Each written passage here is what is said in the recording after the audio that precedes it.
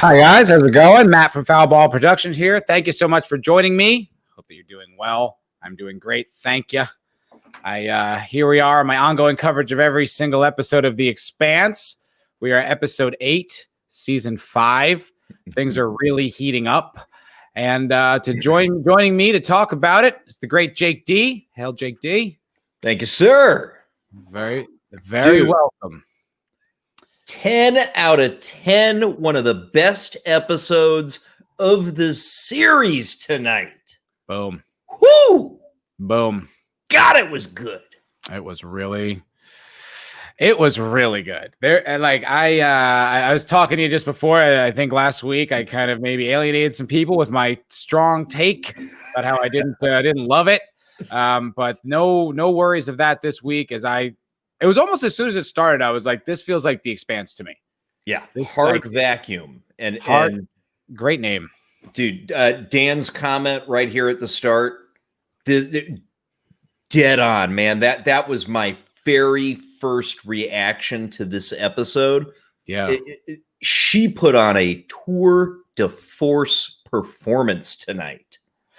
Yeah, man, Woo! And it was hard to watch at times, because she was struggling so heartily, like when she comes through into the ship and then there's no water and there's no any health, anything, no way for her to heal herself after just being in hard vacuum like that. And then seeing the ship as being totally rigged to blow and no way to stop it. I mean, that was kind of like a one-woman show almost. Dude, I was getting vibes of Capaldi from Doctor Who Heaven Sent, which was his best episode of that series. Her performance was on par with that. And that was one of the best acting performances I've ever seen, in my opinion. Wow. I mean, it was brutal to watch because she was in so much agony the entire time. It's kind of reminiscent a little bit of DiCaprio in that Bear movie. Do you know what I'm talking about? Oh, yes. Oh, gosh. If you hadn't said nothing, I could have remembered the name of it. Yeah, I can't. I can't remember the name. It was the one he won the Oscar for. But it's kind of like that. It's just seeing someone in absolute agonizing pain, and then having these goals, and she's just desperately trying to accomplish them. And it was interesting because I didn't know what she was doing. I didn't exactly know what she was trying to do, but in typical Expanse fashion, they don't spoon feed you. They force you to watch it and really try to figure it out from the context clues. And it paid off. Yeah, man. This episode had everything. It had, Avasarala in her power and government, and those kind of that scheming behind the scenes going on again. And it had Amos and Clarissa, their journey moving forward, Peaches. And it had a drummer's sequence was incredible. I mean, this episode really sets up the last two. It fucking delivered. Yeah, delivered. Oh. Man. Boy, did it deliver, man. Really did. Woo. Yeah. Woo. And the new Secretary General, he was great. Oh, wasn't he? He was great. He really was. That sequence, I was like, oh, at the end when the Admiral came and talked to him privately, I really liked that, man. Yes. I thought that was dope, dude. Just that felt like old school Expanse to me. The military powers, the contest, to the hearts and minds issue of it. It was really good, man. I had a blast watching it. God, this was the best episode of the season. Wow. Damn. Which makes it the best episode of the series, from my point of view. I mean, this was so good. So good. I don't know that I can say that yet, but I'm not ruling it out. It's wow, that's a lot to say because there's been some great episodes this season. Some really strong ones. And this one was, I mean, man, I really love that, even in when they're victims, even Earth being a victim, they still might be acting in a way that's not necessarily moral or ethical, they're talking about wiping out innocent civilians on this station. It's damn, it got real again real fast. Yeah, that conversation between the Admiral and the Sec Gen, exactly, Elvis, dead on, man. This is that conversation that those two had, and he wants the admiral to be completely frank with him, and and he just says, you know what? Yeah, we're going to kill some civilians, but you know what? They just killed millions of our civilians, so fuck them. That guy was so good. The admiral, that was like the strongest I've seen him in this, like in his whole character arc. Like, and he was just like, if it's between like our citizens or theirs, I'll take theirs. It was like, ooh. Yeah. Yeah, but it was like, you're like, well, he's making a great point. Like, I was like, kind of, yeah, I see what he's saying. I get it. Yeah. And wow, man, just wow. Yeah. I mean, I cannot say enough good things about this episode. God, I loved it. Oh, God, Naomi's struggle with her going back into vacuum to try to figure out which one the thing was which wire was broadcasting the signal, and her like scratching. It was brutal, man. It was. I felt so bad for her. It's just like, and she's struggling so hard, and then she hears from the Razorback, hears from Alex, and she's like, no, it's a trap. Like, then like her just desperation, her complete helplessness while going through those challenges was woof. But she doesn't give up, man. I mean, she pushes through, and she has to do several things to try to warn the people. I mean, she starts off failing to jury rig a radio. The damn thing burns out on that. And she worked so hard just to do that. Like her, like jury rigging it, and then going and getting the thing, and like getting wire, and just like working so hard, and it just didn't work. Yeah, and then she's got to somehow lift that floor plate, and she's beat to shit from her exposure to the vacuum. I mean, that was no picnic. Oh, by the way, Disney Star Wars, that's what fucking happens to somebody in a vacuum. Goddamn Mary Poppins Leia. But so we've got, so she's, I mean, she can barely, use her hands, and her face is so beat up because of all the capillaries having burst. And the exposure to the vacuum has just drained her. It almost killed her, and probably gave her like preliminary frostbite from the temperature, right? Oh, like, yeah, yeah. And she's having to fight through that to try to warn everybody away from this bomb of a ship that she's on. Yeah, that could wipe out. I mean, the probably the strongest resistance against like all the evil that this show has thrown at this solar system since the beginning. I mean, like, Earth did their part, Mars did their part, but the Rossi and Holden, I mean, look, they had a lot to do with Earth not getting destroyed. I mean, they are the reason Earth didn't get destroyed from the proto-molecule asteroid. Mm-hmm. And they've done so much to maintain the peace. And if we lose them, obviously there are heroes, we don't lose them. But I'm just saying, from like a solar system point of view, losing them is catastrophic.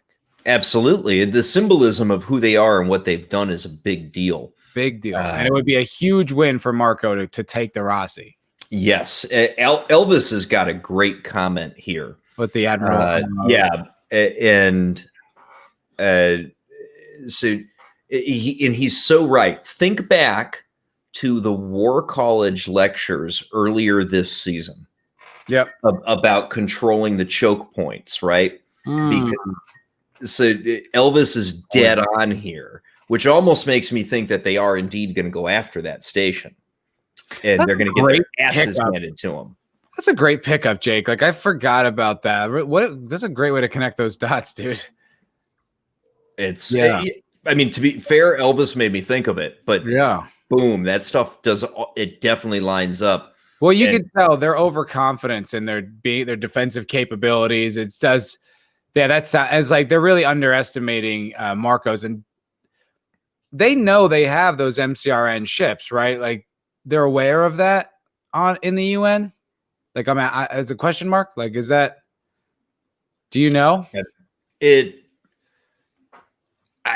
know that the Belters and the OPA control the ring space, right? Because it's what it sounds like. It's that what we saw back in season 3. It's this bubble, and they've got the behemoth converted into a battle station in there, essentially.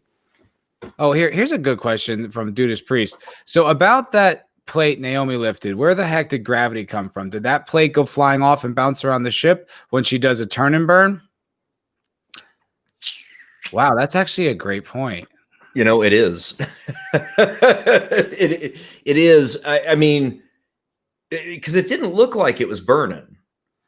No, it's slave to Marco's ship, right? So they might be in 1G, you know, because that like they've been moving, right? I don't know, like I'm trying to remember if they were walking around in mag boots or not, but it might be. I think it might be in 1G. I don't think Marco's because he's burning towards somewhere, right? He's going at least to the ring. So the gravity of 1G might be reasonable, but he's right because everything in these ships is always like latched down and like tamped down. So if there was like a maneuver that they do, which these ships always do, no matter what, you have to turn and burn because of the speed. Yeah, that would go flying off. Did they? Well, Buzz Nacho's got the answer. Okay, Buzz Nacho usually does. Always rely on the chat. I always chat. There was an establishing shot showing the Chet's was in thrust, so there's gravity during those scenes. Yes, but that doesn't answer whether that piece of metal would fly around the ship in maneuvers, which it would in maneuvers. But they're not doing any maneuvers right now. And she doesn't. It begs the question into the engineering, like, why is that even a thing? Why would that be like that? Well, I mean, it's a metal floor with a metal grate, so presumably there's at least some magnetic force holding it in place. We see like, I remember on the Rossi, like there was that one sequence with, what's his name? The Asian Prax. And like that one hatch comes loose and the points of gravity change so often. So it goes up and flies around. So if this thing is not, even though this isn't maybe necessarily a warship, it still has to do a turn and burn when it approaches its destination. So, right, then the point of gravity would switch and that metal grate would just fly all the way around. So, I'm going to go back and rewatch that. I wonder if that's a plot hole because he's 100% right. I mean, I'm assuming you've got at least some magnetic force holding it in place. That wouldn't be that hard to do. No, I buy that it makes sense in that moment. I just don't know if that makes sense in the world that they've once she's got it pulled up, yeah, it's going to fly all over the fucking place. But I think if it's in place, I think it's plausible that you've got a magnetic issue keeping it there. Oh, there's like magnets on the side, you think, that are kind of keeping and I could buy that, but generally they do latches and stuff. I don't know. Yeah, it could be a hole. I definitely didn't see her undo a latch. But then again, I only watched it once. Maybe I missed it. Yeah, me too. But regardless, the sequence was pretty badass. I mean, just her like having to struggle so mightily to do all these little things and how much it just kept failing. Like that was the thing that was so compelling about this sequence, and it's like, we talk about this all the time, but like that looks like a strong female character to me. Someone who's got a goal and is struggling that hard to accomplish it and just keeps failing. Like it's like anyone else. Like there's no special treatment for her and her struggle. Judas Priest and Oops was still a great episode. Yeah. I mean, I guess I could accept that. Elvis, there must be some explanation, but Naomi's plot is stretched almost too much. Ooh, interesting, Elvis. Hot take. I'd like to please elaborate on that in the chat, and I will definitely discuss that. Well, I mean, to an extent, it's the same criticism that you had a bit last week, where they spent a lot of time on Naomi today. Yes. And I didn't mind it even a little bit because the performance was so powerful.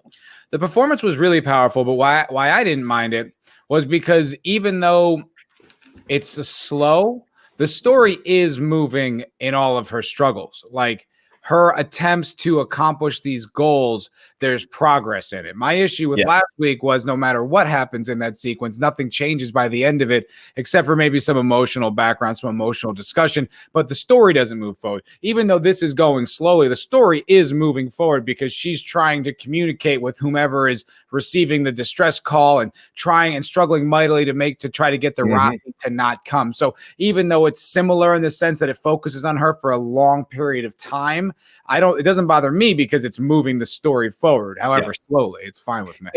They're also connecting the other points in the galaxy to her story and what's happening. Absolutely. She's like the linchpin.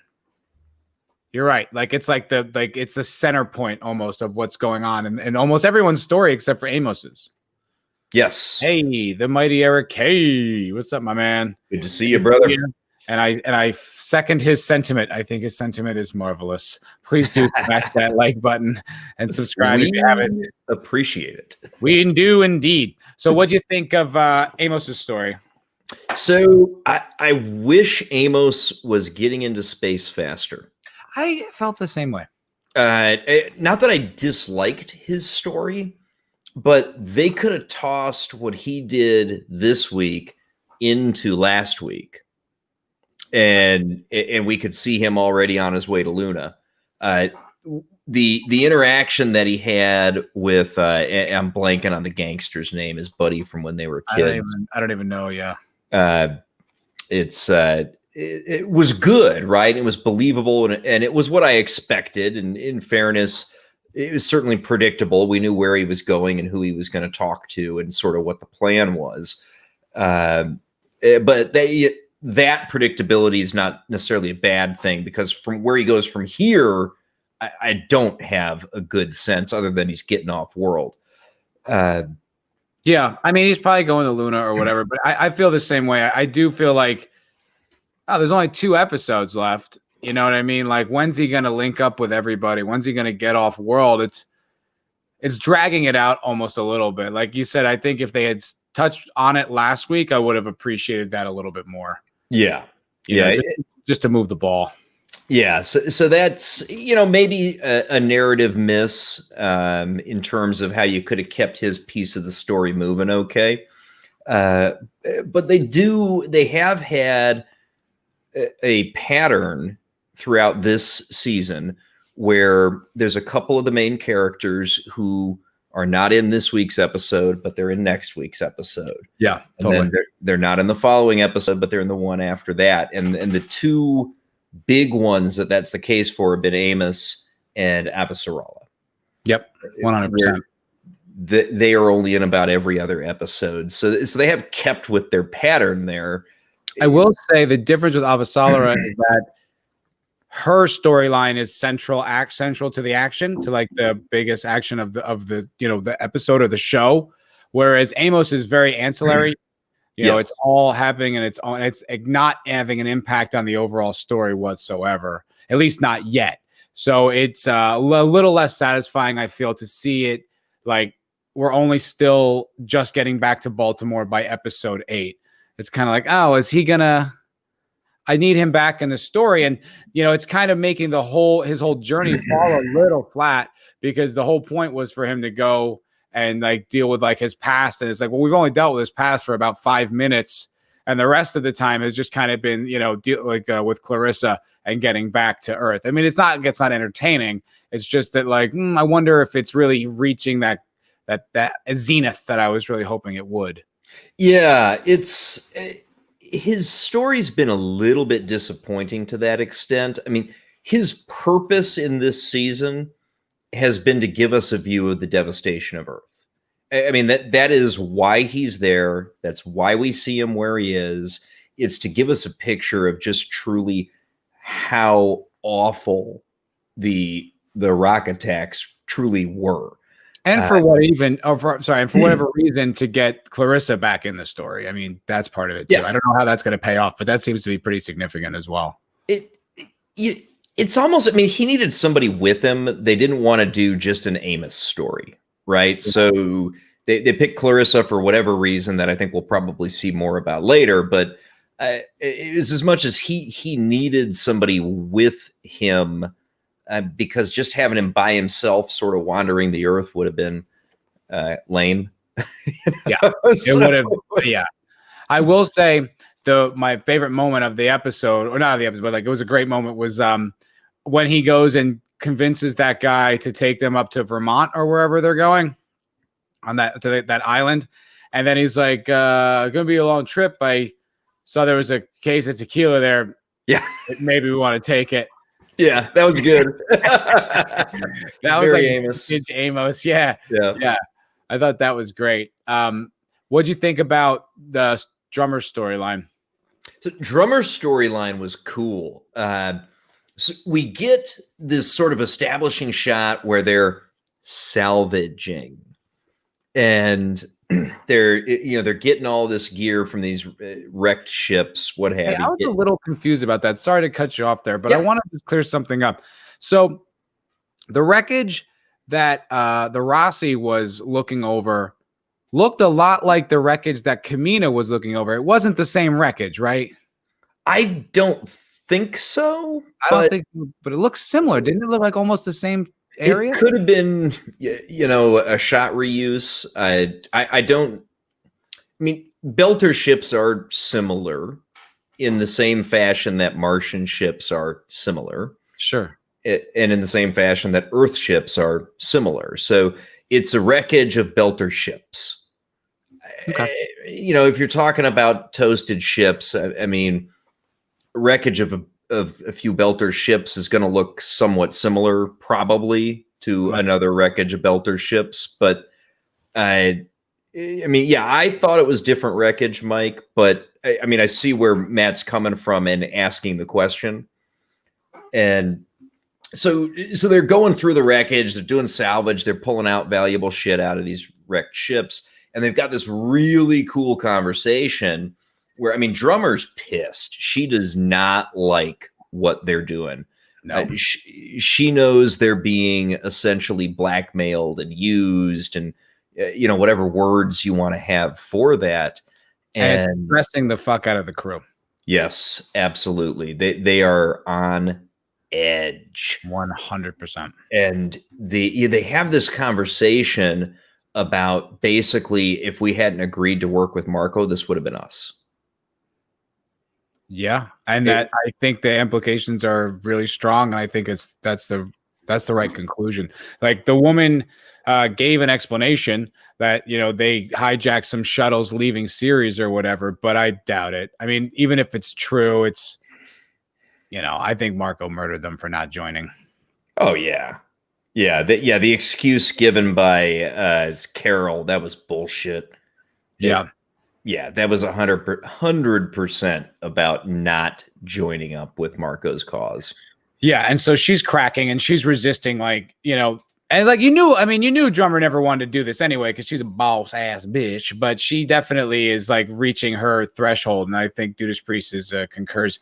I feel Drummer has hit the rebel threshold. I'm guessing she'll fray from that Free Navy real soon. Yeah, I agree. Although I guess it's a good thing that she didn't go after that distress signal, that they wouldn't let her go after the distress signal because of the whole thing with Naomi and the bomb and all that. So I guess, blessing in disguise there. But Dan, Drummer finally drank the liquor. It took her 1.5 seasons, but she finally drank it. Yeah. Yep. Ashford is still with us in some ways. Yep. His spirit is still there. Man, she really swigged off that bottle, huh? Now it felt like half of it was gone. I was like, take it easy, girl. Jeez. You're not a big girl, man. That's a lot of liquor. A lot of liquor, and we need you sharp. You need you to be present. Elvis, Drummer likes to decide for herself to be a pirate. Yeah. Yes. Yeah. And I think that's the truth of Marco, is that, he talks big, but he's a bad guy. Maybe his arguments or his points of view are built on noble foundations, but in execution, they're just barbaric. They're really disgusting and self-serving. He's not a good dude at all. Not at all. Interestingly enough, what'd you think about, it looks like Philip's betrayal of... Was it? Well, all right. Perfect time to join the mighty Draco. Hello, good sir. Hail, gentlemen. How are you doing? Talking Expanse this evening. Yes, sir. Glad you made it. As always. So my impression of that is that Philip says to Marco that she died. That she jumped out of space and died. Did he see her jump to the other ship, or does no one know that happened? I don't think anybody knows she's there.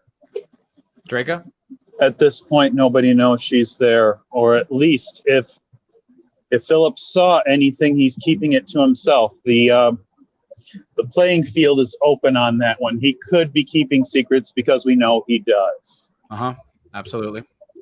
Yeah, I didn't get the impression that's what he was doing, but I won't discount the possibility. My biggest carryover from that scene is that Marco continues to blame his son for the problem. Yep. Which I thought, I like that. I think that's interesting. Buzz Nacho, he's really reliable with his observations. And he says that Philip didn't have the angle to see her go to her ship. Sin saw, but you know how that turned out. Yeah. Well, if I'm the only one who thinks that, I'm probably wrong.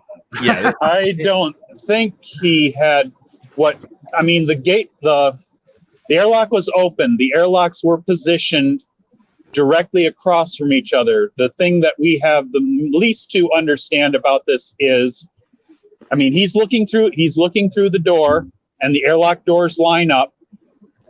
Sin is in front of him, and Sin is covering up a large amount of space in the door that is just open there.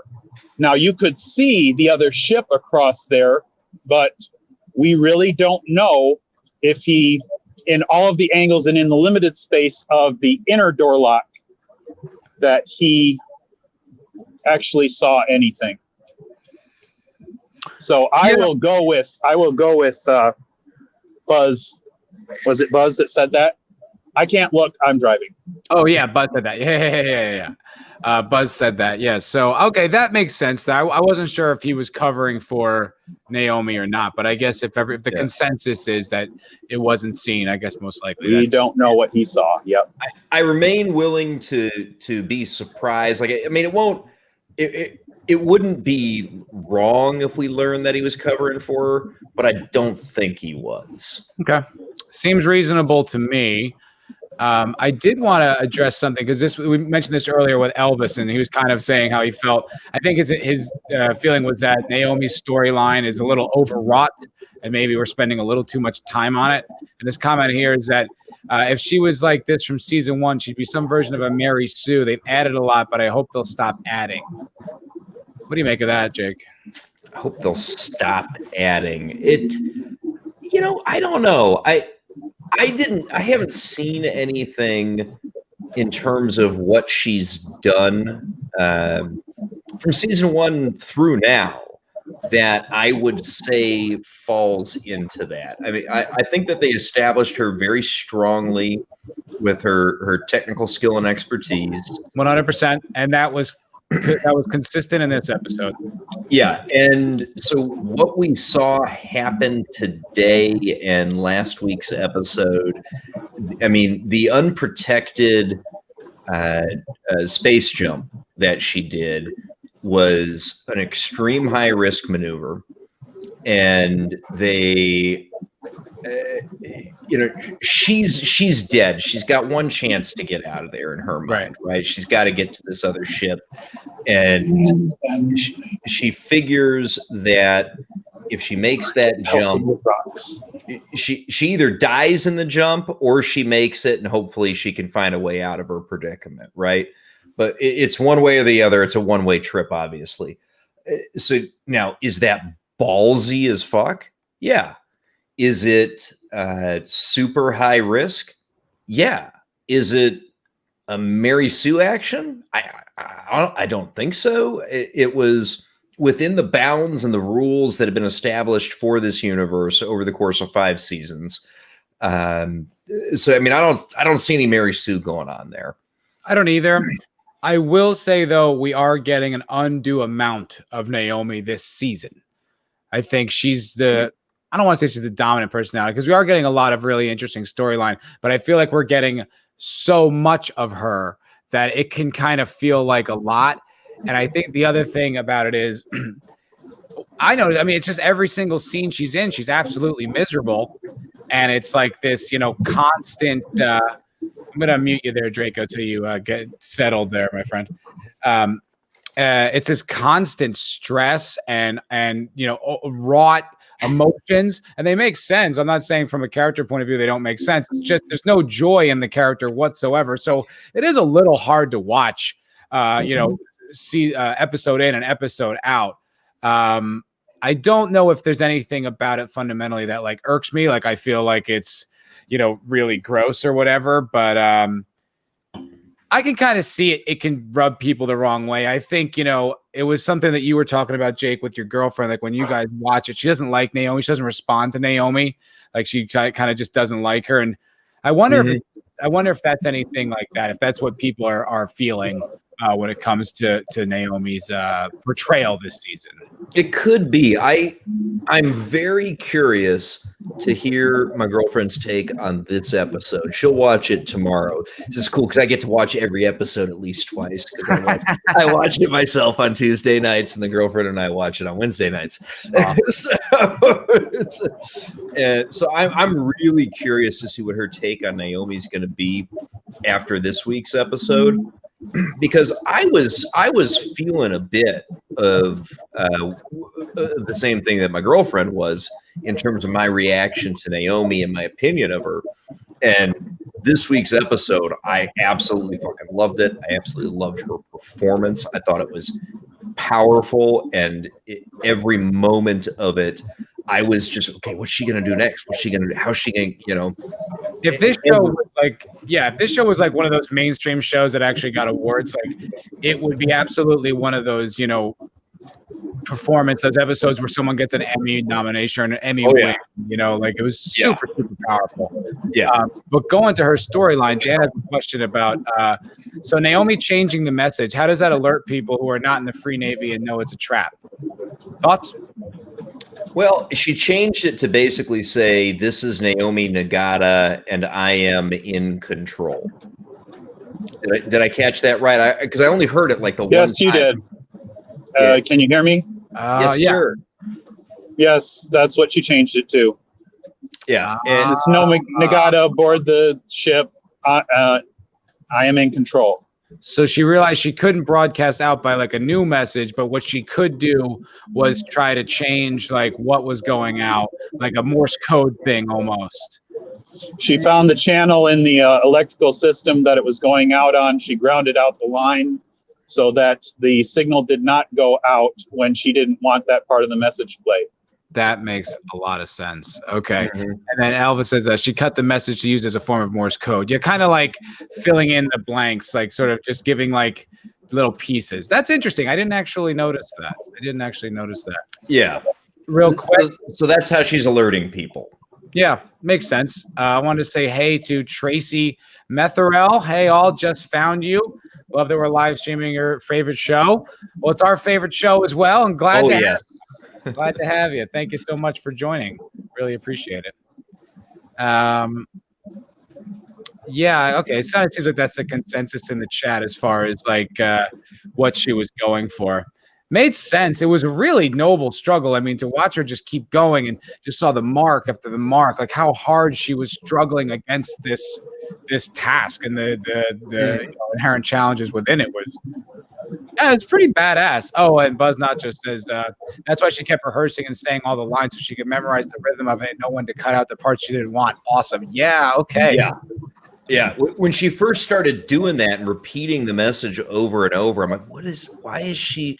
And then, but, they make you get the payoff. They didn't, they respect you and they show it to you, and it worked great. Yeah, I mean, that's pretty bold to go through all that without like revealing exposition, without actually like explaining why she's doing it, to like make you just kind of suffer with her while she's doing it without her telling you why. Mm-hmm. It was pretty badass. Tracy says she's the smartest person in the room. Yeah, I will. Yeah, a lot of times she is, and it was fun. It was really fun to see.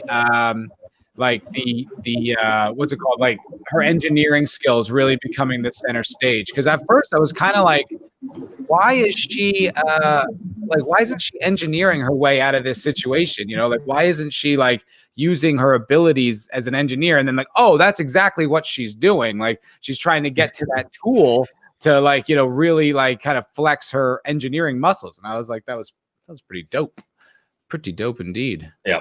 And I still can't say enough good about her performance. I mean, that was just, I mean, they say Naomi had been kind of rubbing me the wrong way this season until tonight's episode. It was great.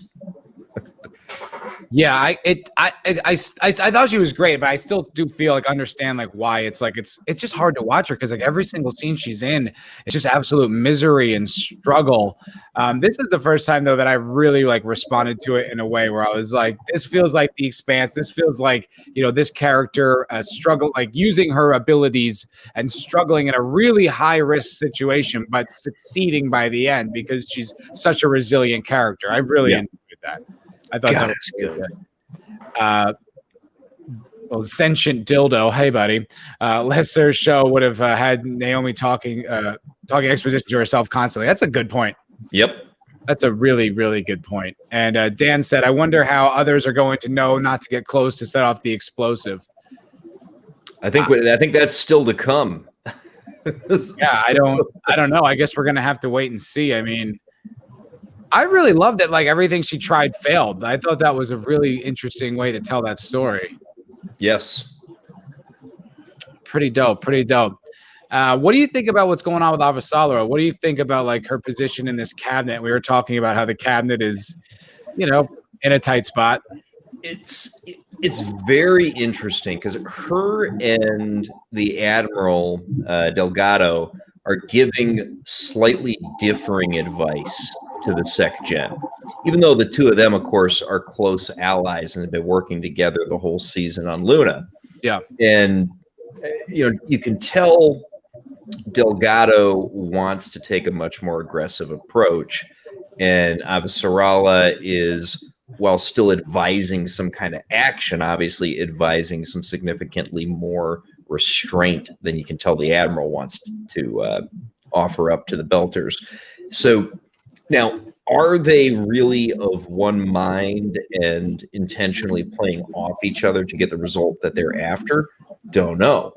We didn't see them having any interaction that would suggest that. So I think that is the diplomat side of her playing off. And she obviously manages to get the recognition and the adulation from our new Sec Gen, who says, look, hey, it's these two that made it so that there are not millions more dead.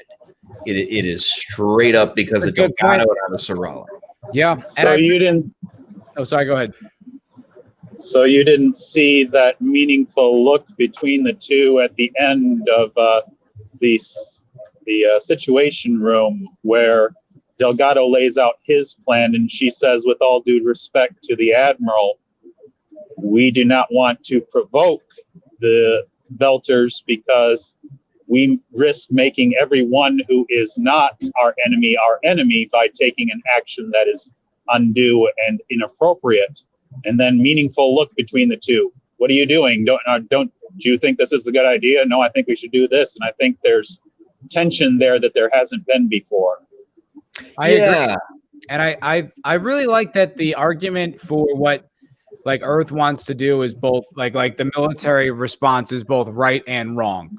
Like it makes sense from a military standpoint to strike back, to like do some kind of a counterattack, like Earth's just been devastated by 3 giant meteors. I mean, millions are dead, and it's like it's like the next thing you have to do is strike back at the enemy to show your strength. But then it's like they don't, like what they pointed out, there aren't really Belter military bases. So there's really nothing they can do that is like an appropriate response. But they're like, well, we have to do something. And I like that they're kind of stuck in that spot of like, I don't know. And they call back Fred Johnson's infamy during this discussion. So you remember, I'm blanking on the name of the station, but the place where Johnson murdered all those civilians in that Belter station. Yep. They called back to that in this discussion, which was great. Oh, that's what they were referring to. Yep. And that was such a disaster. I mean, and her point rings out really true like that, because that ended up radicalizing one of their own people, one of their own, I guess, like I don't know if he's a general, but he was up there, in the military high command, and it radicalized him to be one of the most influential OPA members ever. Yep. I want to say he was a colonel, but I could be remembering wrong. I don't remember either. Yeah, his rank was unimportant. He was forever after known as the butcher of such and such station. Yes, my notes are also not in front of me. Anderson Station. Anderson Station. I want to take a second real quick to say hello to the Pascal Show. Pascal's a good buddy of mine. He's got a big channel. I think he's got, I don't know, last I checked, somewhere around 10,000 subs. And he's been a bit of a mentor to me with this whole YouTube endeavor. So, hey, man, good to see you.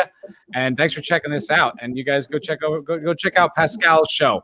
He talks a little more politics and stuff than I do. But if that's your bag, give Pascal a sub. I did. All right, man. Yeah, he was sending you a few messages in the chat, by God. Yeah, he's a good dude. But Colonel. So hey, I did remember right. Okay. You were right. Fred was avoiding conflict, but he held on to, I think it's proto-molecule while building the fleet of warships. Conflict was inevitable. Yep. Don't disagree. Yeah, and Dan says it's an unbelievably difficult decision to make since there are no military targets to strike. I was thinking, why not take a strike team? Why not do bring some UN Marines onto that station and try to get some of Marcos's, maybe some of his lieutenants or whatever, some of the people that are sympathetic to him from that station. Instead of just wiping it out, why not make a SEAL incursion type thing, This is a good point, because Delgado mentions to Pastor that it's his job to bring up options, but he's chosen the one option he is going to sit behind and push forward. While you bring up this, that's a meteor option. That's basically saying that we're going to take the time to research, find the people that we need to hit to make a surgical strike. Right. And this is more time, it's more effort, it's more risky, but it's still, maybe it is more appropriate, because then we're hitting specific targets instead of a broad spectrum that will look to the Belters like the act of war it might be taken for. And Elvis says the situation is not important strategically. It's just an object of retaliation. Yes, and no. Yes, because it doesn't really hold any kind of military, value. But from a point of view of the enemy, it's where Marco is from. So going in there and holding that station from a military point of view might be a super powerful message to Marco, and could maybe fracture him. And if he was to do anything like make a strike on that, then it would just, A, he would expose his location, and B, it would create it could create potential negative backlash amongst his own supporters. Absolutely. And no question about it that could happen. And to Avasarala's point, it could also radicalize additional members of the belt. They've picked the target for a lot of good reasons, right? One, it's his home base to an extent, right? Two, he showed him the video of the Belters in that particular station, and they're fucking going nuts. Yeah. And happy about all the stuff that Marco's doing. So 100%. So why is this the main target? Well, it's pretty obvious, right? And as far as forgetting about Marco having the proto molecule, does the UN know yet? I don't know. That's a great point. I don't. Marco has said he has the proto molecule in his little manifesto, but we still do not know. It's in the wind.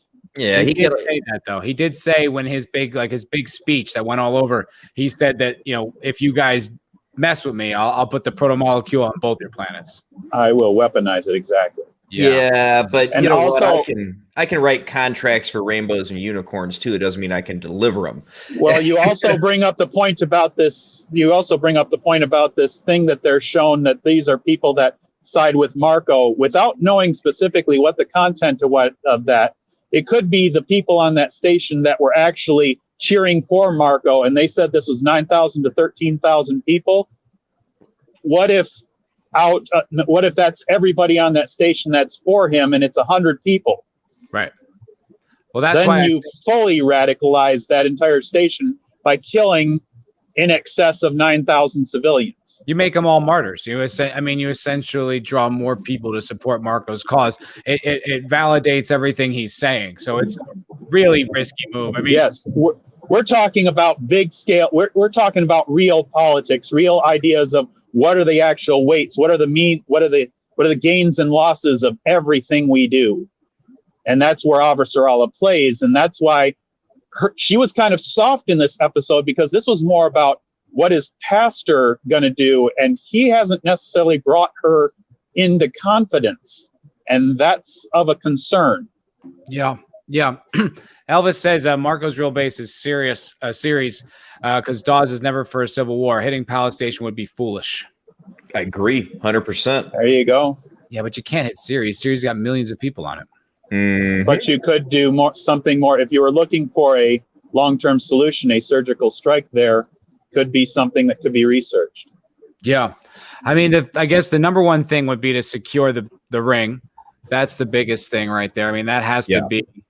I can't, I see why they want to respond in a way that would be, something that would sell to the people. It's kind of like after Pearl Harbor, we had that mission that wasn't very effective, but it was a response to Japan. So it was like, we are doing something. We're doing something. Yeah. So it's like, I think that, it would look good, but just putting Marines on a station might not have the desired effect. It might be the wisest course of action. Oliver Meehan brings up a point, though. How long would it take to get a team there? Might be fat. I don't know, move size. I'm not sure what that might be faster than they need to show they can hit back. Yeah, it's something that it would take time to organize. And how strong is the UN fleet right now? Do we have any reason to believe they're depleted at all, or are they as strong as they've always been? We did have the war in season 3, right? So are they depleted from where they were at the start of season 3? Yes. Have we seen any evidence that they've been rebuilding the fleet since then? No. Are they probably significantly more powerful than anything that Marcos has got to bring to bear? Oh, hell yeah. Another thing. They thing. always had numbers on their side to give Mars pause, regardless of Mars' extreme capability and the capability of their hardware.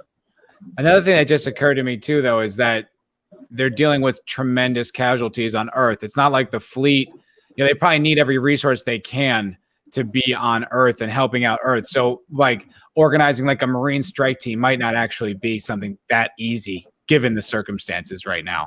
Mm-hmm. It's theoretical, but it's accepted. Dan brings up a point. Also wondering where Mars is on this. They were hit too. That's right. But as you'll recall, the military command is really, questionable. We don't know. Like Avasarala brought that up. We don't know who's compromised and who isn't. I mean, there might be people that are essentially information moles for Marco, and even coordinating with Mars might weaken them. Yeah, and a thing to keep in mind, and Avasarala was exactly right, is, they do know that Marco has got a lot of ex-Martian ships and gear. They know by Bobby, given the info to Christian, that people high up in the Martian military arranged that shit. Yep. So she's dead on right with the advice saying, don't even talk to Mars right now. Yeah, she's right. The people you talk to are probably in cahoots with Marco. Or at least are compromised at the very least. Yep. And Tracy brings up the fact that they brought most of the Navy inward, which would make sense given the situation, given the fact that there was a big attack on Earth. That makes perfect sense. And Elvis says that UNN fleet is old and they've lost 40% of it in a war with Mars. They are weak. Yeah, that's a pretty vulnerable situation considering that. I mean, if they don't have their fleet, they don't have the numbers, and they definitely can't coordinate with Mars, because I think that was something that was, even though Mars and Earth were never really, they were never at peace terms, they were both united against the OPA. Now that the OPA is kind of taking the war against the inners and maybe Mars is compromised, it's a pretty delicate situation they're in right now. Oh, yeah. Tracy says in the books there are major losses in the recent war for both Earth and Mars. Yeah, I could. That's what I was thinking. That you basically it was like even losses because they were so matched with greater technology versus greater numbers. They were both suffering, and the OPA can pick at scraps. But does anybody know just how much Mars lost? I mean, Mars is actually collapsing in upon itself politically right now. Right. So much so that their military is selling off high-grade hardware to people who are more than willing to use it and not necessarily be moral in its application. 100%. 100%. Yeah. I mean, they're selling off their capital warships. I mean, it's like that's I mean, that'd be kind like of a big deal. Yeah, like that'd be like us selling aircraft carriers or Abrams tanks or something like that. If there's like generals doing that, then the command structure has been compromised, to say the least. Yeah. Well, what do you guys think is coming up? What do you think's like on the horizon for the next 2 episodes that we've got? I am more and more convinced that that Elvis is correct and the Marco storyline is not wrapped up this season. He brought that up, I think, last week. He was bringing that up. Yeah. He's brought it up almost every week he's been watching these shows. And I think he's right. We've got 2 episodes left, for crying out loud. Yeah. And how are you going to strike at Marco? It does appear this definitely carries into season 6. And hey, by the way, guys, sorry for new people. Please no book spoilers when we're discussing the show. This is a Expanse TV channel. I try not to do any kind of book spoilers or any kind of discussion that hasn't been on the screen. So yeah, and Tracy seems to agree. She doesn't think it gets resolved until next season as well. And the more that we see it play out on the screen, the more convinced I am that Elvis was dead right when he called that on like episode 4. Yeah, and Elvis, take your victory lap, my friend. There you go, man. We're actually making these baby steps forward. You mentioned it last week because the story was so thin, and each one of these episodes, depending upon what happens, is a really small move forward for each of the pieces on our game board. This is really small, but there was a lot more meaning to each of the moves. But it's only getting us that much further in the story, and we got 2 episodes left. Wait a second. I just want to click on Elvis's comment right here. He said, I was a military commander, brigadier general, and I was 6 years in a war. I know my strategy. I think we're outclassed, my friends. Brigadier General. You should be talking. You should be your channel, man. If we're talking military strategy, yes. Absolutely. Oh, strategy of all kinds. If you've gone through school, that guys like I'm putting Elvis in this category. You've played these games, you've gone over these things. You are chess master over average weekend players like us. Right. Yeah. I mean, I don't know anything. I'm basically using like strategies I saw in like Platoon. I'm willing to put up strategy skills, but I'm not on that level. I'm nowhere near that level. No, I'm not going to go there. I'm not going to. I'm like, I'm like StarCraft. Do we have enough crystals to build this fleet? I don't know. Yeah. Game theory. Enough crystals. Game theory. He's master level. We are somewhere perhaps far below. Yeah. Tracy says they only need to resolve Naomi's situation, get Amos off, and reunite Rossi crew. Yeah. That seems to be about the most they could accomplish, really, in the last couple of episodes that we've got.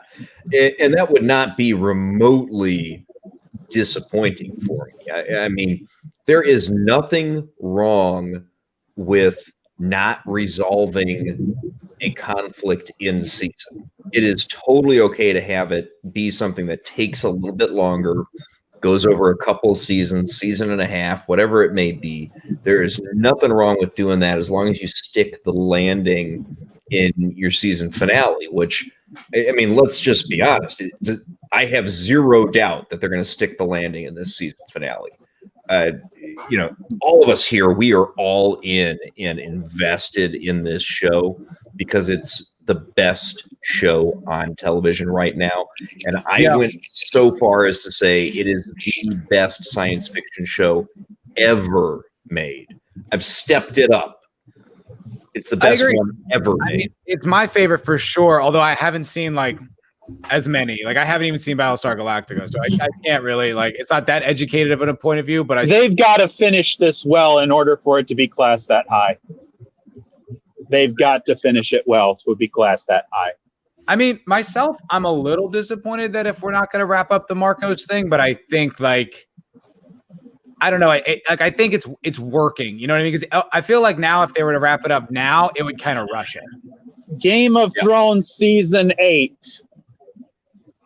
Oof. Well, fortunately, Dan and Dave are not on this property. Well, fortunately, and I have a lot more faith in Naren Shankar, and I have more faith in guys that I don't have a whole lot of trust in Ty and Daniel Abramson.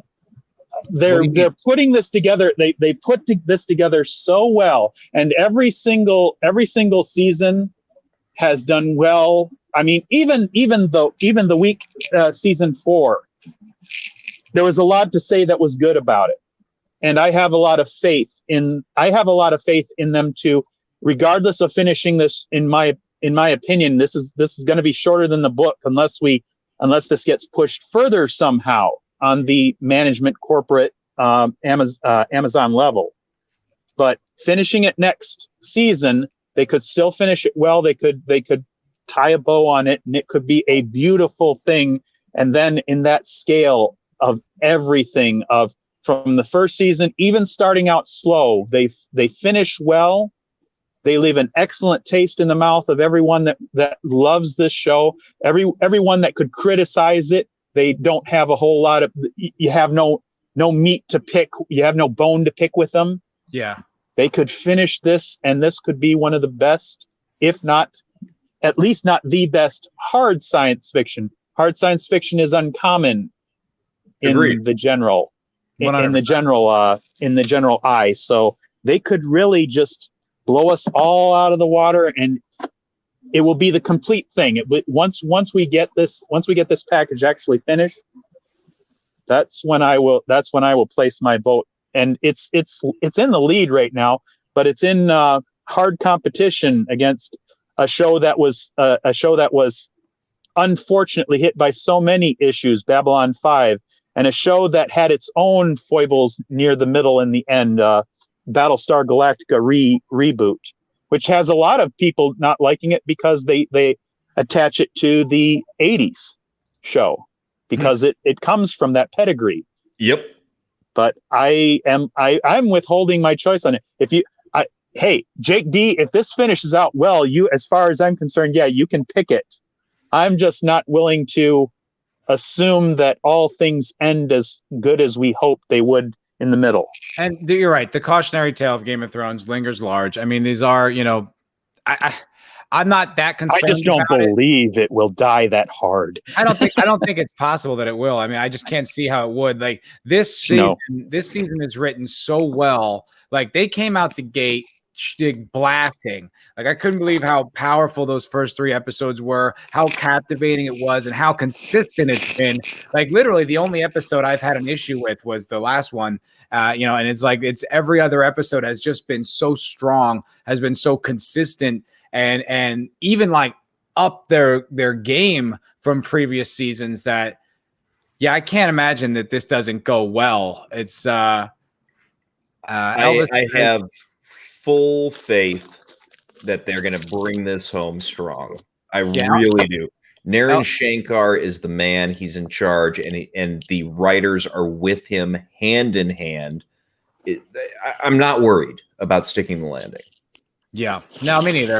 And Elvis says this story is stretched on 2 books, or I guess maybe you're speculating, but it leaves new possibilities. Well, I mean, it must end with the next book because of the way, like everyone who's talked about it, who's read the books, like there's like a huge gap. And even on the video that I did talking about how like I was disappointed that the show was ending after season 6, a lot of comments were saying it makes perfect sense that it ends there. It's the end of an arc, this, that, and the other. So, and even the authors came out and said that it's not really canceled. It's just, this is where we want to end it. And for us, that's where it's going to stop. So maybe it makes the most sense. Like maybe this is why it's going to go the 2 seasons and they're really just going to, you know, grand slam it in the finale there.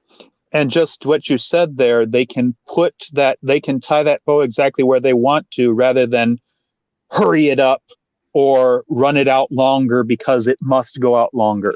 Mm-hmm. They can put it right there and it'll be perfect.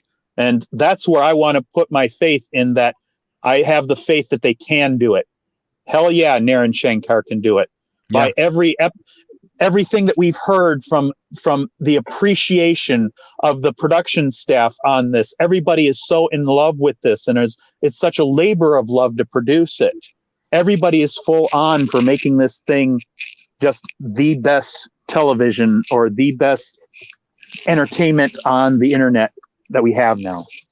I mean, hands down, I don't know, you know, nothing compares. I mean, people are enjoying Cobra Kai, and Cobra Kai is a good show, but it's not even close. I mean, this is it's a whole other monster. It's not fair. It's like, it's not even meant to be. It's like, I can't think of anything that's this captivating. I mean, the only other thing that came close was Game of Thrones, and I love that, of course, and we all know how that turned out. But even before that, you know, you think back on it, you know, you gave a lot of bad choices. You're like, I don't like that, but I trust them, so I imagine it's going in the right direction. You know, it's like there were a lot of, if you go back and rewatch a lot of those seasons, they don't really work that well anyway. Oh, yeah. It fell apart after they lost it was sliding downhill after they lost the original material from I mean, George. Game of Thrones up through about season 5 was really, really good. Some people would say season 4. I'll give it to season 5.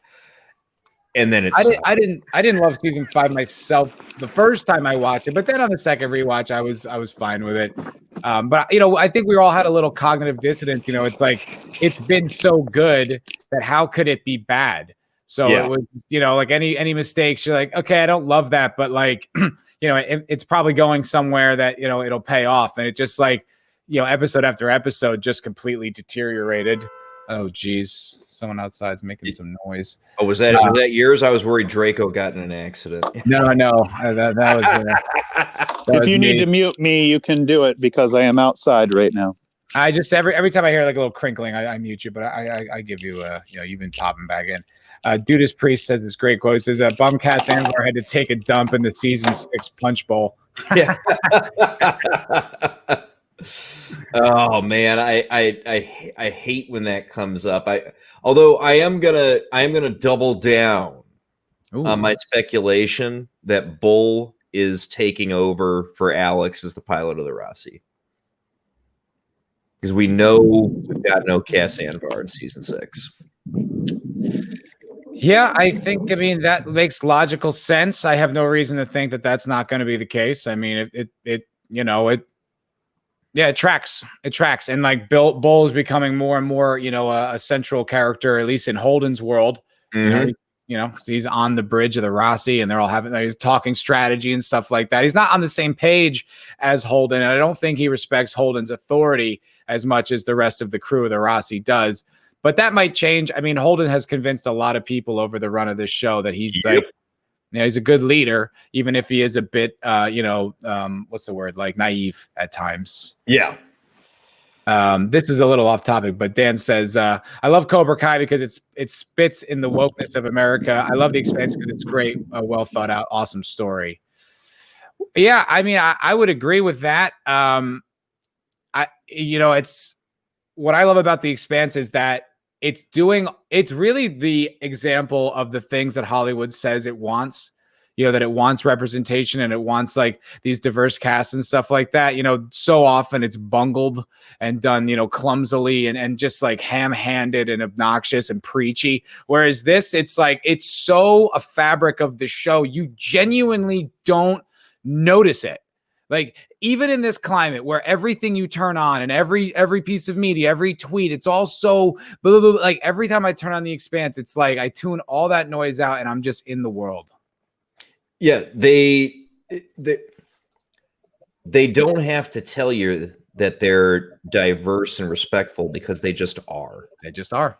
They just are.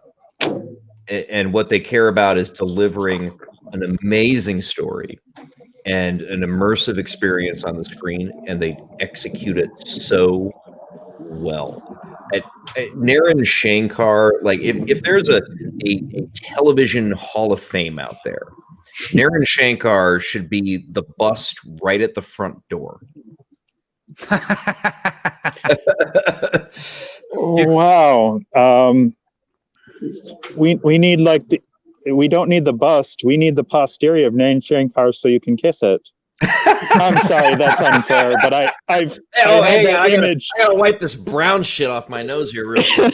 I mean it. I don't think it's unfair for you to raise that to that level, because we really see how impressively he's done it's his list of work. It's the things that we've seen that he is deserving. That's why I say I believe in him. And as much I want to say that I completely understand your praise of the man. Let him do it, because he has impressed us so much. And he's so consistent. He's probably one of the few people in the business right now that actually is so deserving of the trust. Yeah. He has earned it. He has. And they haven't let off the gas. I mean, that's something that's been so impressive to me, because I tried, as I've gone through every episode and covered it, like I tried to pick apart my appreciation for the show. I tried to find the holes that maybe I didn't see because I was so captivated in it. And it's like, no, man, they're not there. Like, this show is really consistent. Like, I think the only thing that turns people off is, we've talked about this, it's the first 3 episodes are kind of tough to get through because you don't have like a touchstone on why you're watching or who you're watching it to. And then it's just like objective things that maybe are not really your style. Like, I've heard people, they don't like Avasarala's voice. I've heard people say that. I don't know why. I think it's great. But some people, they just kind of turns them off. And some people don't like Miller's hat. They think it's pretentious. And those are things that like are just choices. I love Miller's hat. I do too. And I think it's great, especially for like the noir detective story that they're emulating there. But those are just things that like, okay, you just don't like that. That has nothing to do with like, it's like a flawed storytelling choice. It's just a stylistic thing that you don't really respond to. And that's it. But like from an objective, just storytelling standing point, a script structure, like acting, all the special effects and the sets, the props, the complete like production of the show is exceptional and has maintained through, up into 5 seasons now. And hopefully we'll go all the way through into 6. And that's fucking remarkable. Yes. And unprecedented, like there's really nothing that can last this many seasons that I can think of that is like, I'm as compelled now as I was from the beginning. Yeah, absolutely. I mean, the only significant criticism I have of the show is that I did have to dedicate myself to watching through the first 3 episodes. Yep. As soon as I did that, I couldn't stop watching. I agree. And I think it's so funny. Like, the reason that doesn't work is because it's too faithful of an adaptation. It's like in a book, when you're reading it, you have more time to be there with Holden's point of view, when you read the first book. So when the crew is slowly coming together, it makes more sense from a TV show point of view. When you're watching those episodes, you're like, okay, what's the hook here? And so I think a lot of people hear the show, even Just Another Red Shirt, who's like kind of part of our community and really has a lot of the same points of view on media. Even he was like, he needed me to be like, give me some encouragement. Give me a reason why I should stick with this show. And that's what I always say. I say, if by episode 4, you're not in, maybe it's not for you. Yeah. Yeah. And you do. Yeah. I mean, yeah, just read this, 'cause this is dead on. Elvis, this show is great. Like it or not, objectively, it's almost perfect. Yeah. Yeah. I don't know what the criticisms would be, even when we worked pretty hard, I think, to find them. It was someone you got some hell for that last week. Yeah, a little bit, but I think my point is supported by the fact that okay, we're not going to wrap this story up, by the end of this season, so we had to drag it out a little bit. I mean, like I said, it's not a huge sin. It just wasn't the best episode ever. Yeah. Hollywood doesn't take the time to really build a story, but you need those episodes to build a story and give it depth. Yeah, and you need a world. I mean, it's a lot of work to build a world, but we're in a very unique position with these particular authors because of how long they've lived in this world, from when it was a video game to a tabletop to a novel series and now a TV show. Like, they know the mechanics of their world so well. They know the motivations of their characters so completely. I mean, it's almost, this is almost like kind of a once in a lifetime kind of thing, maybe like Lucas with Star Wars, in the 70s, but like, for the most part, you really don't get this much, competency in world building and like competency in craft and across so many different mediums like that. I mean, it's 100% unprecedented. Yeah, it's the other thing I think that we're seeing is, I mean, Lucas always wanted to try to, all those special editions and changes and additions that he made to the OT. So that was, a lot of people don't like some of those changes that he made, right? You're talking about like the special edition from the 90s? Yeah. Whereas with the Expanse, what you just talked about is, how they took it step by step by step by step, building and creating and expanding and perfecting the world and the story that they were telling. Yep. And unlike Lucas, where he went back and tinkered with it and made it less effective, and yes, what the authors who've been a part of this IP for its entire existence have done in partnership with Shankar is they've improved upon it in virtually every step of the way. It always blows my mind to hear avid book readers of this series say that, yes, of course, there's changes from the books to the show, because let's face it, when you swap mediums, there will be. And they almost universally say that it's better in the show. I feel like the biggest fans are the fans of the book. Mm-hmm. You know what I mean? Like, I feel like the biggest fans are like they champion this show in a way that's never like that. I mean, almost every single adaptation, the book fans are always like, well, the book's better, and here's why this doesn't work, and this was played out better in the book. I mean, even like the greatest movie series, adaptation of all time in Lord of the Rings, even there are still fans of that, or even like, I love this, but there's also things in the book that they didn't quite nail, and so on and so forth. I've never heard anyone say that about The Expanse, not one time. Yeah. Where's Tom Bombadil, damn it? Tracy says every change from the book has a purpose. I feel like I'm getting the impression Tracy's a really big fan. And yes. And she likes the changes, and so do I. I watched the show first and then went back to the books. But that was the impression I got. I was like, oh, I like how they developed this. I like how they made the transition from Bobby being an Avasarala's service as more of a high tension kind of thing, something that was, not just an easy transition. She had to escape and had to fight the bureaucracy of the Martian government in order to do that. I thought that was pretty bold. That was an interesting addition. Yeah, I liked it. it. Yeah. Says back to like the world building of it, like getting the show going, but I didn't mind the first 3 episodes. World was so interesting to me. I was hooked. But at the time I was starving for good sci-fi. Yeah, I didn't have any kind of like endorsement of it. I hadn't even heard of it. And that goes back to this show. It's like, even all the praise we were just talked about, even all the satisfaction of the book fans, even how great objectively all the pieces are, this show is still critically underappreciated. Oh God, yes. It's now on the plus side, Amazon made the decision to release weekly this season. Mm-hmm.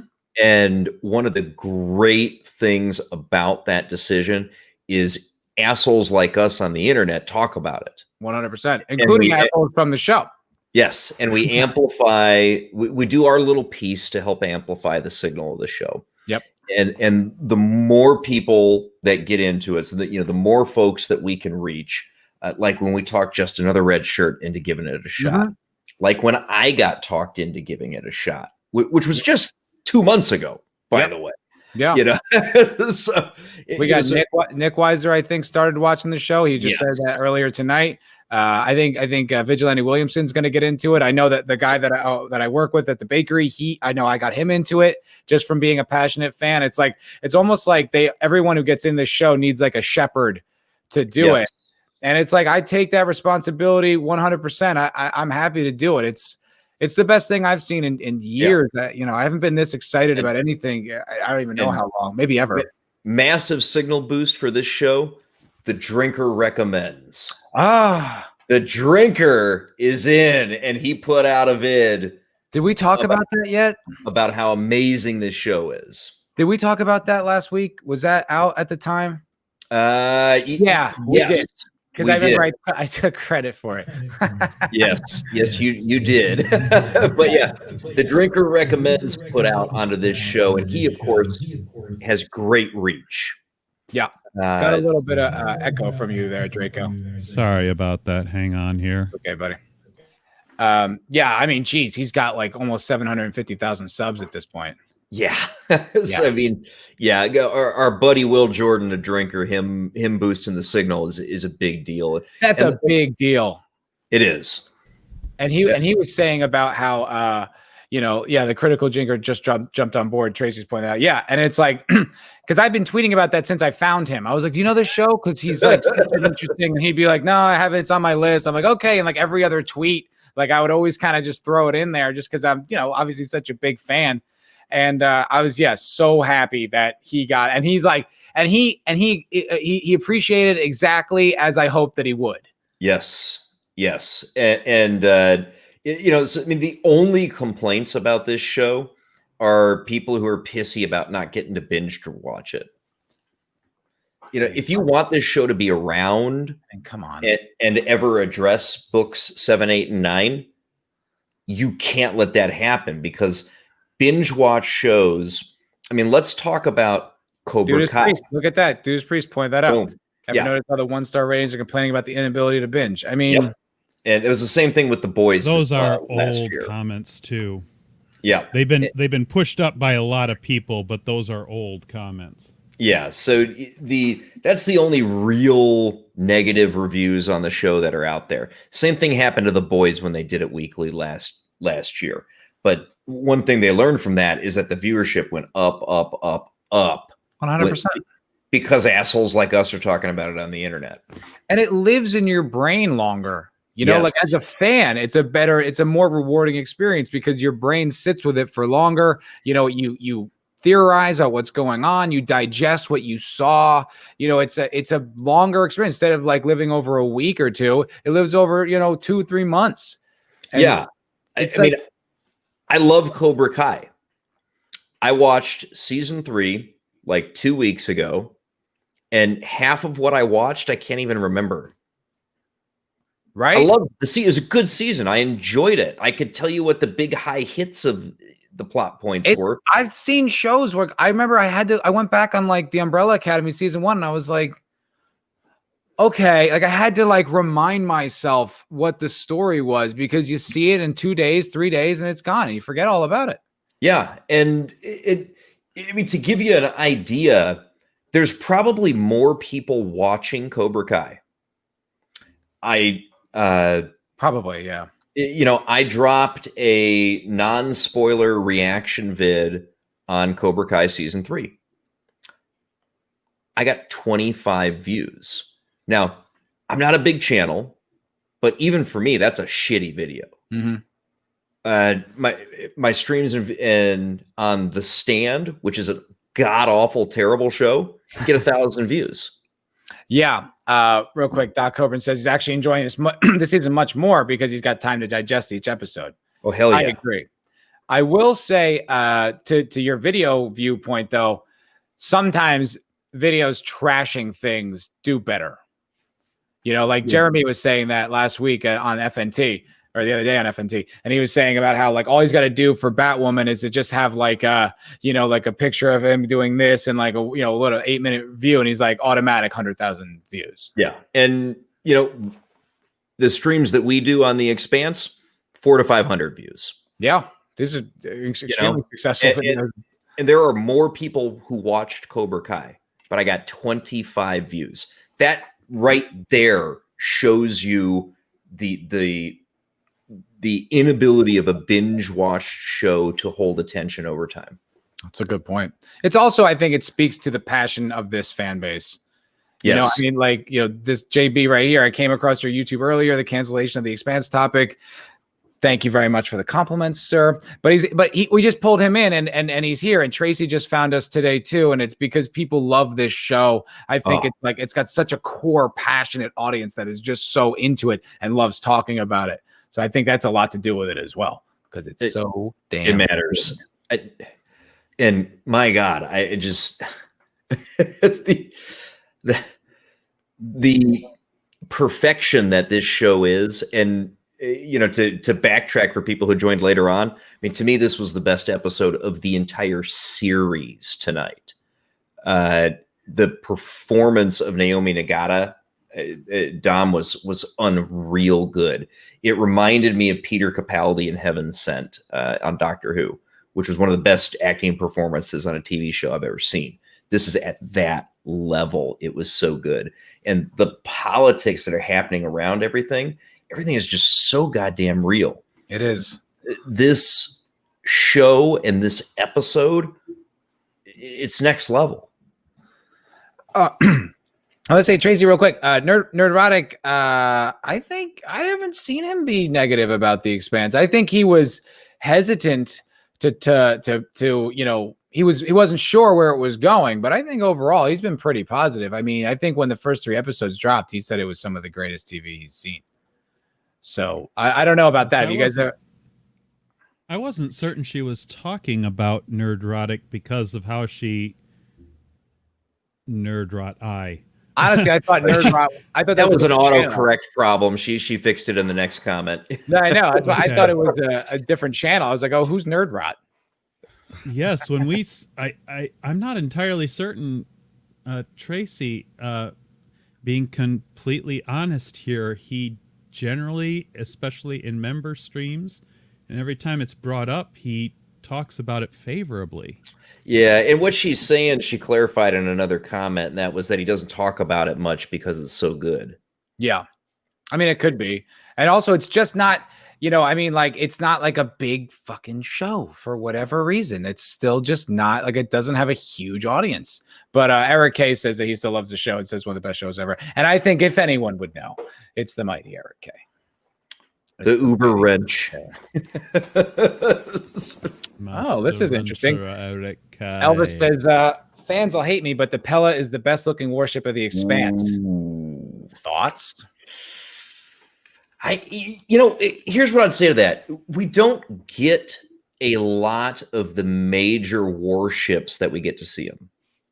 You get, so when we had the Earth-Mars War in season 3, there's a lot of ships out in space. Yeah. But you're not getting a really close, good look at them too often. Yeah. And it's fleeting. They're kind of going by. So you don't get a chance to take it in. Whereas we have had a bit of that opportunity with the Pella. We have seen that a lot.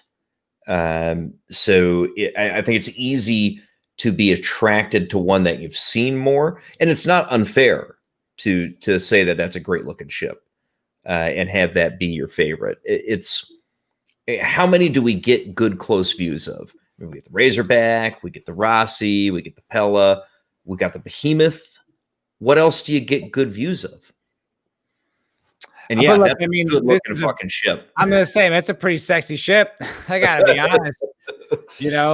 I love the Rossi. The Rossi is one of my favorite warships of all time. It's that of the Millennium Falcon. You know what I mean? It's like one of those that I just love that much. A lot of the shows. I still love the Rossi. I guess, but in the universe of this show, we saw like the Donninger, but that was pretty large and imposing and not really there wasn't sleek. It was just kind of more business-like. And then the UN ship. Sorry, I'm talking over you. That's okay, dude. The UN ships are a little they're more like they're sleek but not sexy. Like they're kind of like, you know, like a Nissan or something like that. You know, they're just more efficiency, and they're not beautiful. The Martian ships are always the sexiest ones. Yeah. So I can't. I love the Pella, man. That is a good looking ship. Yeah. Yeah. It's sexy. It's a sexy ship. I'm not considering the size. I mean, that's part of the problem. The Pella is outclassed by the I'm saying it in reverse. The Rossi is outclassed by the Pella. 100%. And as far as a capital ship, I mean, from everything, every time I look at the Donager, I'm like, I'm more impressed by what it does than how it looks. And that ship, the Pella, actually looks, it's stylish. It has a certain amount of style, and it has amount of sense that it's also carrying the brute force that an MCRN warship is going to do. Yeah. But as far as, to me, the Rocinante is still, regardless of it, little bitty ship, it's still pretty. I love it. It's shaped like a bullet. You know what I mean? It's got that one big Epstein drive on the back. You know, it's just a mean little Corvette. It's slippery, but it's fast as shit. It's got all the great weapons, and with the addition of the rail gun, you know, it can go up against more punch than it was designed for. Yeah. Yeah, I mean, it's a funny thing, but now that it's got that rail gun mounted, according to in-universe rules, whether that's true or not, its rail gun could actually make it a serious threat to even this huge warship. Mm-hmm. We showed it being effective earlier. You know, last episode they used it on that, you know, Belter ship, and took it out real easy, real smooth and efficient, and from a safe distance. So I don't know. I mean, head to head, I don't think the Rossi could defeat the Pella, though, right? I mean, like, no, not in close combat. Completely out of its class. Yeah, just too many. I mean, it would require serious odds in its favor. Some kind of trump card. I mean, it doesn't have anything. Yeah, I mean, just the torpedo load alone in the Pella is probably what 3 times what the Rossi could hold. So I mean, probably even more. If you know, so it's like, I mean, how many PDC rounds do you have? You know, you could eventually. Rossi doesn't have many. It burned a lot of them. Elvis was pointing that out. I was chatting with him earlier. He was saying that, you know, he's like, they might be down to like a third of what their capacity is. And that's a good point, man. Because with that last battle, like they burned so many on all those torpedoes because it was like threw like 20 at them. Oh yeah, so, I mean they fired everything, right? I mean, holy shit. Yeah, and so it just seems like the Rossi's burning towards the ring or wherever they're going. So it's like, are they gonna? They don't have time to restock. You know, maybe if they took out a Martian ship, they could do what they did in prior episodes and kind of, you know, strip the body for the ammunition. But that's a big maybe. It's a big if. This is proper now that we have Elvis reporting in chat, because he's listing out classes as a factor of size, especially given that we have ships to compare them up against. I was referring to warship as any ship that was meant for war, armed with guns and ready to fight. But he's now listing out, you have, Elvis has brigadier general experience and so on and so forth. So now we have patrol, military advisor, heavy frigate, destroyer, light cruiser, battleship. Yeah. The only thing he doesn't list there is carrier. Is that a thing in this universe? Carriers? I haven't seen one yet. We've never seen like behemoth. Yeah. You've got the behemoth. I suppose that could be a carrier, but there's nothing else that even compares to it. Hey, Nick Weiser, just saying hello and a thumbs up. And there's still going on this channel over there. Right on. We were all over on Nick's channel earlier. We were talking about WandaVision and Batwoman, the new season of the Batwoman, and it's pretty fun. If you guys want to go check out that stream, it was good. I think the consensus was we loved WandaVision. So if you guys are curious, the more I think about it, the more I really like WandaVision. Yeah, I really liked it. But we're talking about the Expanse right now. Oh, right. The best show on TV. The best show on TV. Duct Tape says the Rossi killed 11 incoming. Yeah, man, that was quite a few. Oh, Elvis says the battleship is carrier. Yes, We're and talking I about wanted that. to So thank what him if- out loud for that. Oh, right, because Donager had the Rossi on it. That's how they got the Yes, Rossi. it did. Right. Yep. We only saw the one, I think. I didn't see anything else in its bay, but it had a fairly large bay. Duct Tape says Admiral Elvis. No, General. Brigadier General. Brigadier General. Yes. So no, not actually. That's an interesting thing. Like, yeah, like that is something you were pointing out, Jake. We don't see a lot of the war, especially when it was on that grand scale. You know, it would be interesting to see a full-on war and kind of be there, like, you know, Private Ryan style, where we're kind of like on the ground and we're watching like multiple corvettes leave these battleships and just a full-on large-scale war. I hope we're going towards that, because that would be pretty bad ass. I mean, we could, and that could definitely be what's building for season 6. Yeah. Is a full-on war between the Inaros faction and Earth, and God knows what Mars is going to do. Yeah. I mean, we really don't, because it's unstable as shit. We actually haven't seen much from Mars over the past few episodes. Nothing at all. No, nothing. Ever since. Well, Bobby's not there, so we don't have one of our people on the ground, so the story doesn't focus there, so we don't know. V. Juarez says that Donager can carry 2 corvettes. Interesting. I love how much you guys know about these ships. It's very cool.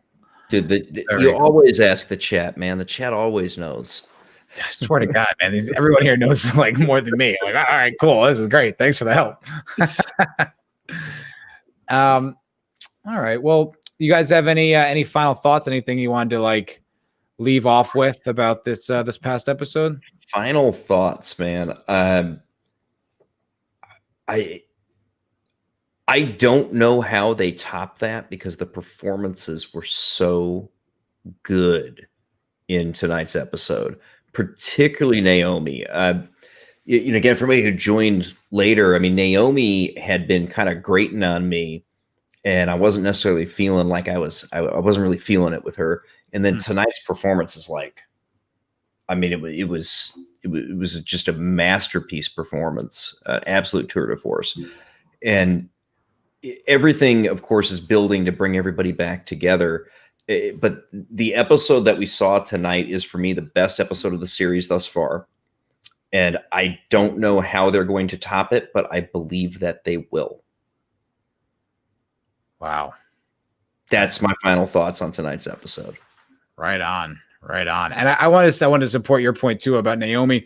It was, you know, we've seen her struggle a lot recently. She's had like a really rough go of it, you know, from all the stuff going on with her son and being in prison and all that. But it was really fun. I don't know if fun's the word, but it was very enjoyable to watch her struggle, like, for the crew again, to struggle for her people, you know, that bond still being there and her still working as hard as maybe we've ever seen her work to keep her people alive. And I really liked that. Draco? Yes, I definitely. This was a little bit for me. You mentioned about Naomi. This was the episode we finally got to see Naomi have her, if you want it, her day in front of the camera, because this was the performance that we needed for her to compare to several of the other members of the show, because it has been difficult, and she's been going through this constant pain and things like that, and now she's going through the literal pain of bruises all over her body from the hard vacuum, blood blisters and the hard vacuum effects and things like that, and doing the simplest of things and not having any tools and having to come up with tools, and everything about that. Just, that was such beautifully done engagement. And I was telling Jake D in his Discord earlier, it was all about, for her, it was all the acting and all about the process, the sequence of things she had to do. She had to try to solve this problem, and then that failed. Then she had to try to solve this problem, then that failed. Then she had to try to solve this problem, and that failed. And it comes up to the end there, and she's doing the last thing, going step by step through each of the systems on the ship, looking for where the signal comes from, so that she can use the minimum amount of tools that she has available to actually try to change her situation. That was probably my favorite part of this, was her doing this whole sequence of operation. The next thing that doesn't work. The next thing that doesn't work. I loved that part of it. Nothing given, everything earned. Yeah, And I was comparing everything it to, else. I was earlier with Jake. I was comparing it to Leo's performance in The Revenant. Yeah, you know, just a tremendous physical burden. One person doing this. You know, like no exposition, just one actor like struggling that mightily. One character overcoming such a tremendous hurdle. You know, it was she's really the only remarkable. one that can do it too. Realistically, this is. I mean, I want to just push back slightly on the idea of the Mary Sue idea. She is definitely, she is talented. We have seen this. We do not have to be told this by others, so that takes away from that. And in this episode, it takes away from it significantly, because she is living through the pain. She might be using her skills, but she is living through the pain. She is overcoming hurdles, and she is not succeeding despite all odds in her favor. Yeah. She just manages at the end to change her situation, and it's not without significant failure heaped up against her, the hurdles that she must overcome in order to make these things happen. This is it's going against the rule of thumb of what a Mary Sue is. Yeah, and it was something Ascension Dilda says being confident doesn't make her a Mary Sue, 100%. And it was something Drinker's video the other day about where have all the villains gone. He was talking about the villain from Captain Marvel, and that was one of the things he pointed out. It was like these characters are effortlessly defeating their enemies, and their enemies never posed a threat. So that's why it's not compelling to watch. That's why it's dull. With Naomi, I mean, Jesus Christ. I mean, there couldn't have been a bigger hurdle. I mean, she just came through hell where really she should have been resting, you know, in a medical bay for the next like 3 weeks. You know, she had to do all this mighty physical labor. She had to keep using her wits. She had to keep trying thing after thing and failing and really just barely getting it out there. And it took the whole episode, because I think almost the first thing that happens is she gets on the ship, and the last thing we see is her like getting like the message out there. I mean, you can also highlight Elvis's last comment, because he makes a very insightful mention about her, that this is part of her failing. She is too much about herself. She's too much about her own issues.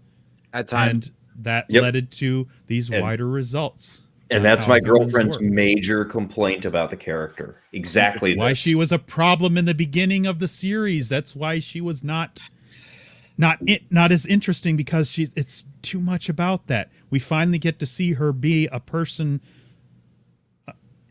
these last 2 episodes. This is where she is. These things are placed against her. She put herself into this. Now she's going to have to dig herself out of hell, because she put herself in that place. Yeah, she did. And it's kind of like what she did when she gave Fred Johnson the proto-molecule. She kind of acted out of like a self-interest that was outside of like the noble purpose that she sort of like agreed upon in with like the being on the crew of the Rossi. So she kind of was like, well, I can still maybe save my son, and this is a big thing. And it was such a risky move, and it's obviously paid off terribly thus far.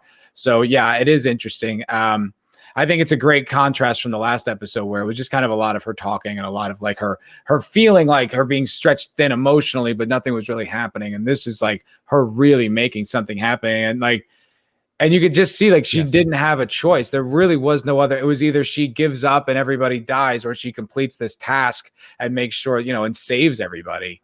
And yeah, I mean, it was remarkable. And like I said, it was slow. I mean, not really a lot got accomplished necessarily throughout the portrayal of that storyline, but it was so compelling to watch, and it did move, however slowly. It was really compelling television, and I mean, this whole episode, I think from the jump, I was like, this is what I like. This is what I like about these fans, you know, like Yes. the scale of it, and everyone acting in like these really high level situations, and then like always, which they do so well, you know, even when they're in the right, you know, Earth being in the right now, total victims, maybe the response isn't.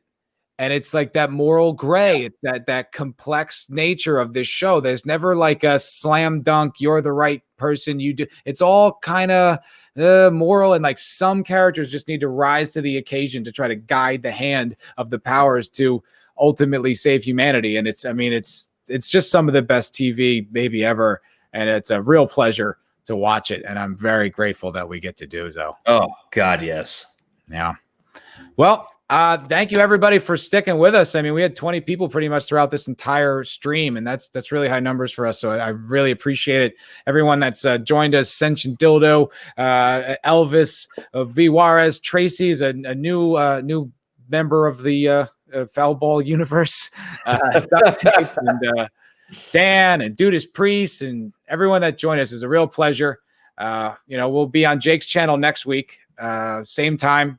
7:30 Pacific, 9:30 Central, and I'll be making weird noises in the background, probably.